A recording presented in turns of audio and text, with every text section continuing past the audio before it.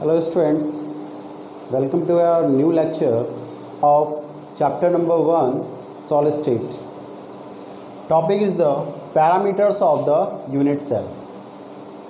Okay, the parameters of unit cell. अब तक हम देखिए बात कर चुके हैं आपका ये crystal lattice, unit cell and crystal points और लैटिस पॉइंट। तो वहाँ हमने ये बात की थी कि आपका एक repeated unit of the crystal lattice which is called unit cell.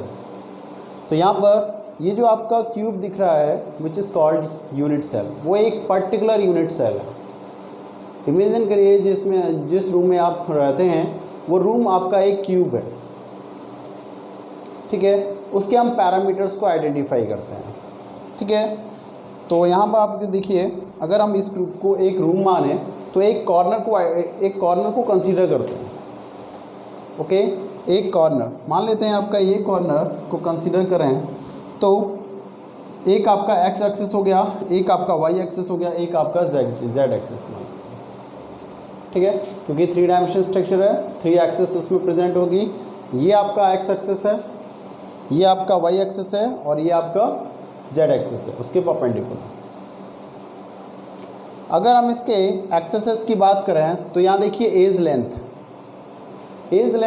क्या होती है एग्जैक्टली, एक क्रिस्टल पॉइंट से दूसरे क्रिस्टल पॉइंट के बीच की दूरी एज लेंथ कहलाती है। इसमें आपकी एक ये एज लेंथ है, ये एज लेंथ है, ये एज लेंथ है, ये एज लेंथ है। तो हम इस पॉइंट को कंसीडर कर रहे हैं, तो अगर हम इसको एज लेंथ मान लें तो 1 एज लेंथ आपकी यहाँ से यहाँ तक हो जाएगी ए, इसको हमने ए बोला है।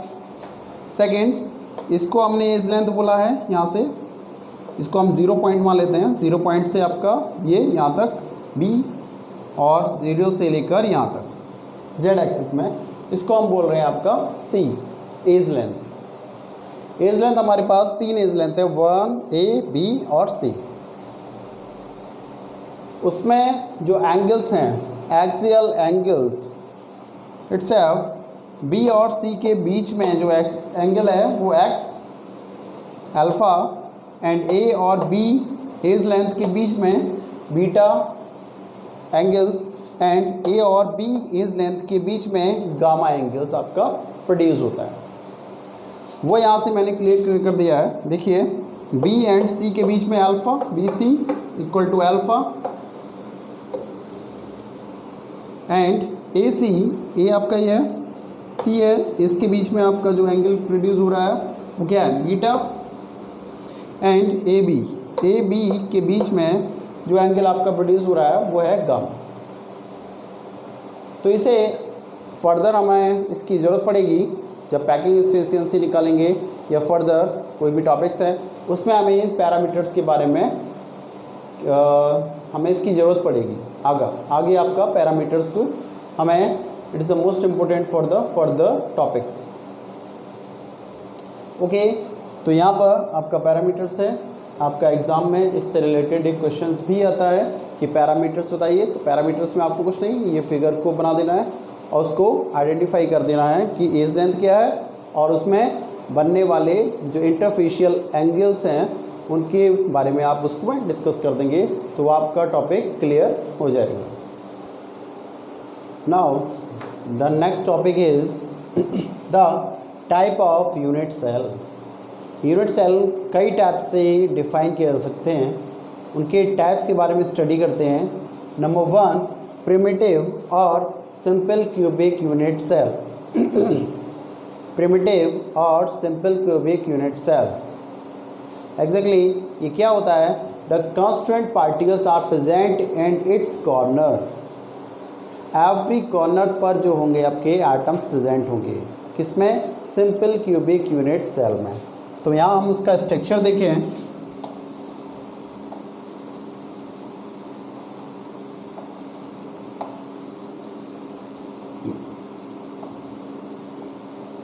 यहाँ आपका एक क्यूब है, ओके क्यूब, इसमें जो 8 कॉर्नर्स हैं, okay 8 corners having the constant particles present at the its corner। तो constant particles कहाँ हैं आपके कॉर्नर पे जाके क्या होंगे प्रेजेंट होंगे। ओके, नाउ अगर हम बात करें फेस सेंटर्ड की, तो फेस सेंटर्ड का मीन्स क्लियर हो रहा है कि जितने भी फेस होंगे यूनिट सेल में उसे हम face centred cubic unit cell कहते हैं। इसे हम एचसीसी से रिप्रेजेंट करते हैं प्रिमिटिव को। It is represented by HCC, this is represented by FCC, body centred BCC is called ECC।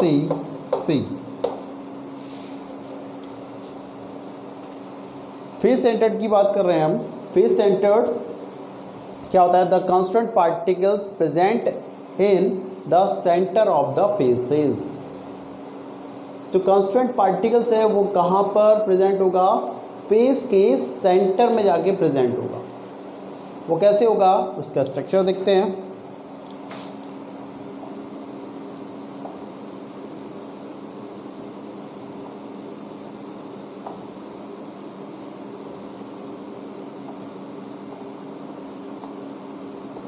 मान लीजिए हमारे पास एक क्यूब है।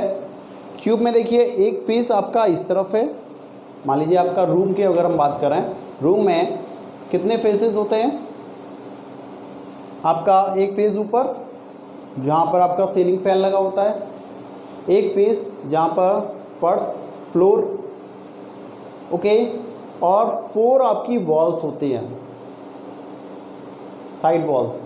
तो इट मीन्स अगर हम रूम को कंसीडर कर रहे हैं एग्जैक्टली यूनिट सेल को, तो 6 तो हमारी क्या हो गई? वॉल हो गई रूम की, और एक हो गया जहाँ पर आपका सीलिंग फैन लगा हुआ है, रूफ एंड फ्लोर।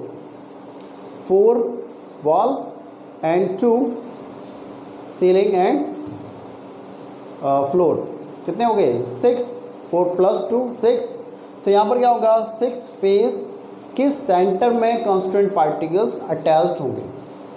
तो वो कहाँ होंगे? देखिए फर्स्ट आपका यहाँ होगा इस फेस के सेंटर में, ठीक है, साइड वॉल है, ऊपर रूफ पर एंड साइड वॉल एंड नीचे बॉटम। अब यहाँ हमारे पास 4 ही हैं।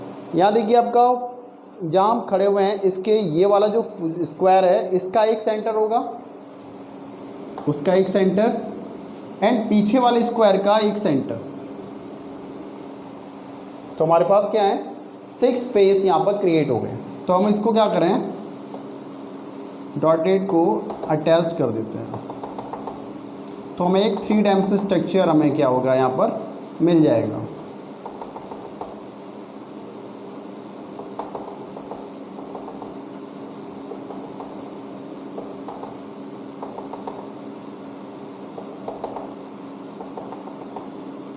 ओके, तो हमें अब ये जो स्ट्रक्चर दिखाई दे रहा है ऐसा लग रहा है कि एक क्यूब के अंदर दूसरा एक क्यूब प्रेजेंट है। Okay, it's have a 6 face, center of the faces, the constant particles are present the center of the faces, which is called face centered cubic unit cell, FCC. Okay, now next is the body centered cubic unit cell. Body centered cubic unit cells exactly क्या होता है? which is called BCC. The constant particles are present the center of the unit cell. Means जो आपका unit cell है उसका जो total centre होगा उसे हम बीसीसी कहते हैं। तो हम यहाँ पर स्ट्रक्चर बना लें।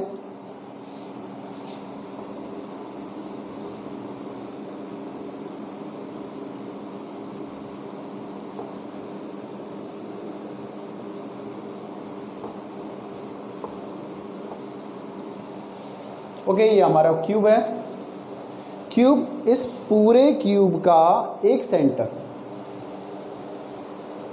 मीन्स बिल्कुल बीच में आपका सेंटर होगा, which is called body centre, which is called body centre. इसे हम क्या कहेंगे? Body centre. Means the constant particles are present at the centre of the unit cell, which is called body centred cubic unit cell. Exactly अगर आप imagine करिए, ये जो आपका पूरा चैप्टर है इमेजनरी कॉन्सेप्ट है, इमेजिन करिए कि आपका रूम के अंदर आपने एक बॉल लटकाई हुई है, जहाँ पर आपका फ़ैन लगा हुआ है, वहाँ पर एक धागे से आपने बॉल लटका दिया बिल्कुल सेंटर में, उस रूम के बिल्कुल एग्जैक्ट सेंटर में। तो वो बॉल आपका यूनिट सेल का क्या होगा, सेंटर हो जाएगा। उस रूम को हम body centred cubic unit cell कह सकते हैं।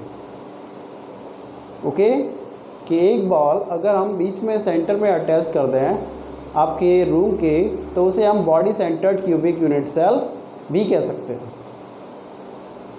सेम एज यहाँ भी आपका क्यूब है, क्यूब के अंदर मान लीजिए आपका एक कांस्टेंट पार्टिकल्स एक बॉल की तरह से है, तो इसके बिल्कुल विदाउट टचिंग ऑफ बॉल, जो बॉल है आपकी बॉल से टकराई नहीं होनी चाहिए, टच नहीं करेगी, वो फ्री फॉर्म में क्या होगा आपका, फ्री फॉर्म में आपका प्रेजेंट होगा the centre of the body centred cubic unit cell में। Okay students, now the next is the end centered cubic unit cell, ECC. The constituent particles present in the center of the onset faces. onset faces का मतलब है अगर आप किसी room में खड़े हुए हैं, ठीक है, मान लीजिए मेरे पीछे जो वॉल है वो एक फेस है, उसके जस्ट सामने वाला जो फेस होगा वो ऑनसेट फेस कहलाता है। मीन्स किसी एक फेस को आप कंसिडर करिए, उसके जस्ट सामने वाला फेस आपका क्या हो जाएगा, ऑनसेट फेस कहलाएगा।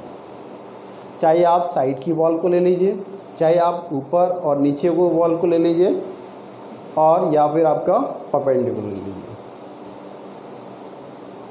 ओके, हॉरिजॉन्टल या परपेंडिकुलर आप जैसा चाहें वैसा ले सकते हैं, बट कंसिडर कौन होंगे, टू फेसेस होंगे ओनली, वो भी आपके आमने सामने के।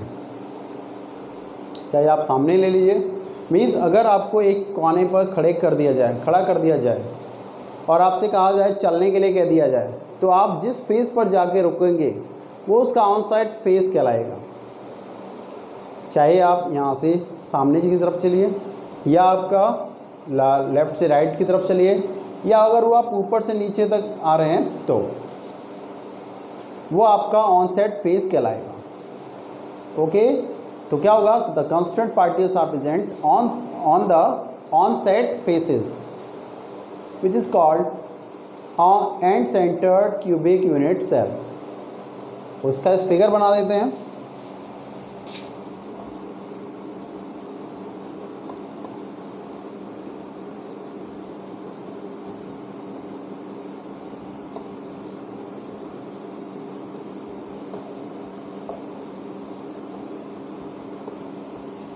मान लीजिए हमारे पास एक क्यूब है ये, ओके, थोड़ा सा ऊपर बना देते हैं।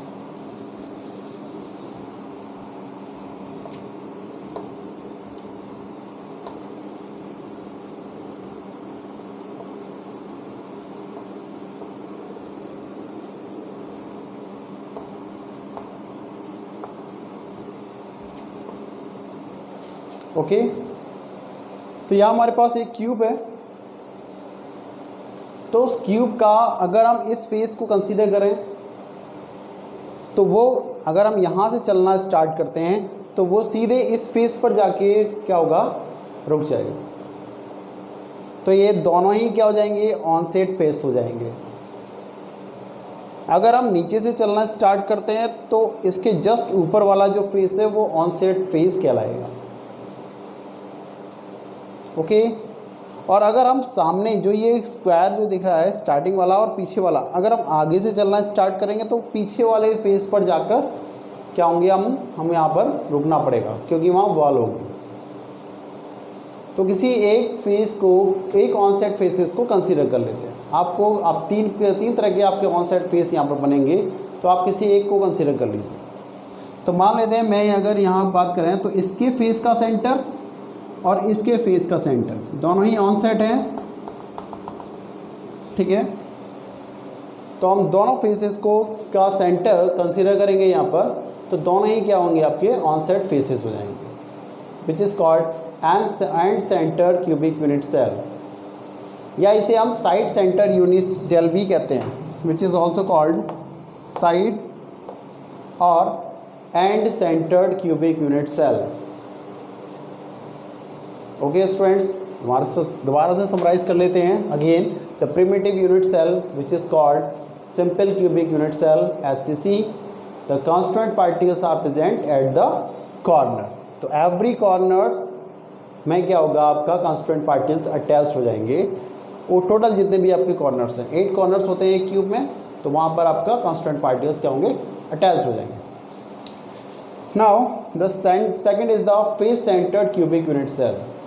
The every faces of the unit cell considering of the face centered cubic unit cell, जितने भी आपके फेस हैं आपके यूनिट सेल के अंदर, वो टोटल फेस का सेंटर में क्या होगा, कांस्टेंट पार्टिकल्स क्या होंगे, सेटल्ड हो जाएंगे। तो यहाँ अगर हम बात करें किसी एक क्यूब में तो 6 फेस होते हैं, तो 6 फेस का जो सेंटर होगा वहाँ पर अगर हम इसको रिफ्लेक्ट करें तो 1 2 3 4 5 एंड 6, तो 6 फेस यहाँ पर आपके क्लियर हो जाएंगे। इसको थोड़ा और हाईलाइट कर देते हैं जिससे आपको क्लियर ये दिखाई दे। अब आपको क्लियर विजुअल हो रहा हो कि हमारे पास यहाँ क्या है, आपके पास ये आपका बनेगा क्या है, हमारे पास 6 फेस हैं। तो 6 फेस के लिए the face centred cubic unit cell, the constant particles are present at the every centre of the faces.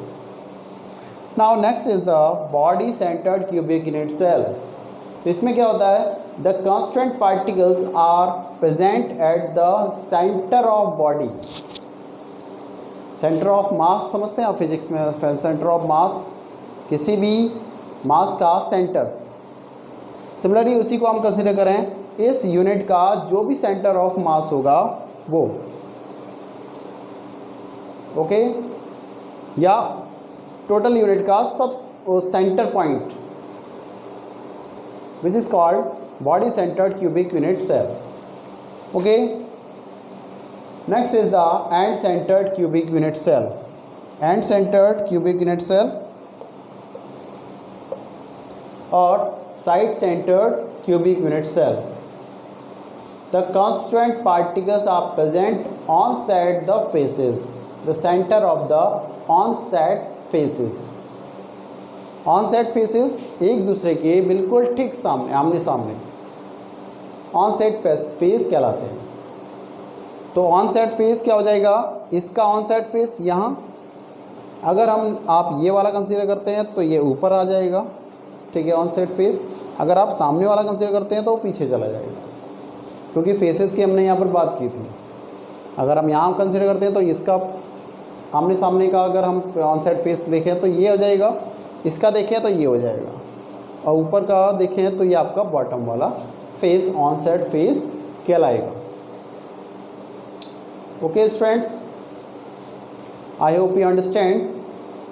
Next topic आपका नेक्स्ट लेक्चर में डिस्कस करेंगे। Okay, have a good day students.